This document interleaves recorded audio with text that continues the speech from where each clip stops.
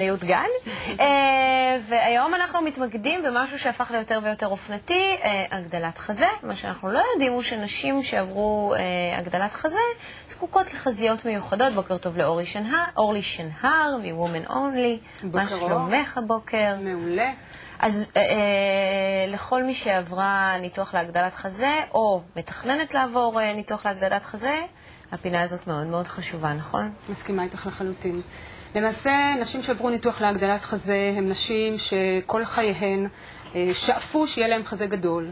וכשהן מגיעות אחרי ניתוח ואחרי שהן משקיעות הרבה מאוד כסף בניתוח ובהתייעצויות עם חברות ועם החברים ועם הבעל, הן מגיעות אחרי תקופת ההחלמה, שזה בערך כ3 שבועות, הן מגיעות לחנויות לנג'רי, לחנויות להלבשה תחתונה, ומוכנות להשקיע המון כסף בחזיות. כי זה היה החלום שלהם, לקנות חזייה BC ומעלה. BC ומעלה, בהחלט. הלבשת תחתונה זה סוג של נשיות, זה סוג של סקסיות, זה סוג של משהו מאוד אופנתי, שהוא פריט שאת לא יכולה בלעדיו. וכשאין לך את האפשרות הפיזית ליהנות ממנו, ואחרי הניתוח פתאום יש לך חזה עומד, זקור, זקוף, הדבר הראשון שאת יכולה לעשות זה באמת להתהדר בהלבשת תחתונה סקסית. אז בואי בינתיים שבזמן שאת מסבירה לנו אנחנו באמת נראה תמונות של חזיות.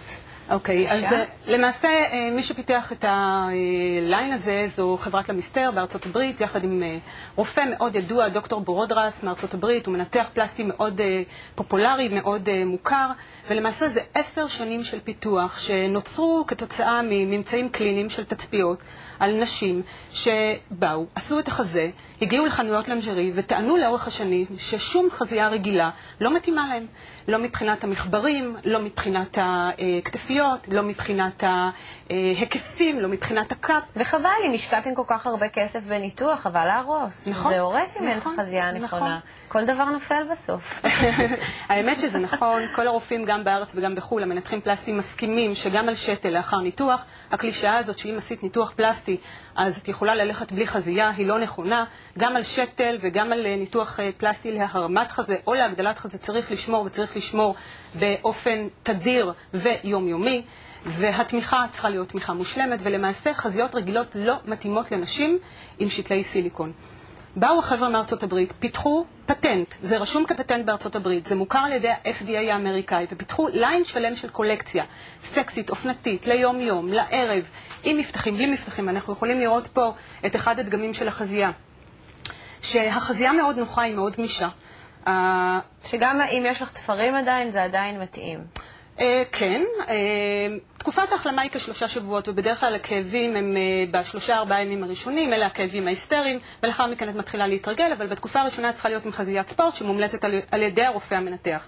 סיימת את תקופת ההחלמה, את כבר רוצה להתחיל ליהנות ממיצוב נכון של השדיים, את תחפשי את הליין, את הקולקציה שמותאמת לך באופן אישי. אז את תחפשי את התחרות, ותחפשי את הליין החלק, ותחפשי את הסטרפלס, ואת החזיית ספורט התומכת.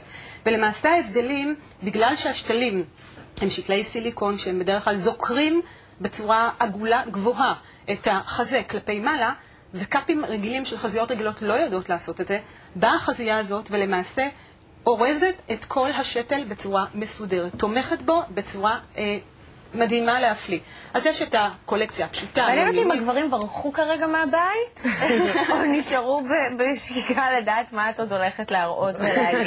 האמת אני אראה להם את הסטרפלס, שהאישה שלהם תדע להתהדר בו. למעשה הם באו ובאמת פיתחו ליין שלם. גם את הסטרפלסים, גם את התחרות, גם את המבנה היומיומי. אבל מה שחשוב באמת זה הפתרון של הקונפליקט. כי מה שהיום קורה בארץ ובעולם, שנשים שלא מודעות לליין הזה, מסתפקות או במדבקות, על מנת שהן לא יראו חשופות כשהן הולכות עם טישרטים או גופיות או שמלות שהן קצת יותר חשופות, או בגוזיות. ולא בשביל זה הם עשו ניתוח. אוקיי, אז תודה רבה. רגע, אנחנו גם יכולות ללבוש את זה? כן. זה רק למנותחות. שאלה מצוינת. אז מכיוון שהחזיות האלה הן חזיות מהונדסות שפותחו על ידי נוסחאות מתמטיות ורשומות כפטנט, אז על אחת כמה וכמה נשים עם חזה רגיל, הנוחות היא נוחות פשוט אורתופדית, ונשים עם חזה רגיל שמודדות את החזיות, במיוחד הסטרפלס, במיוחד בקיץ, לא רוצות להוריד אותו. פשוט לא רוצות להוריד אותו. טוב, יעל, אנחנו חייבות לעבור לרעות גן, למרות שאני רואה שאת משתוקקת להמשיך לדבר על... הכל מעניין אותי.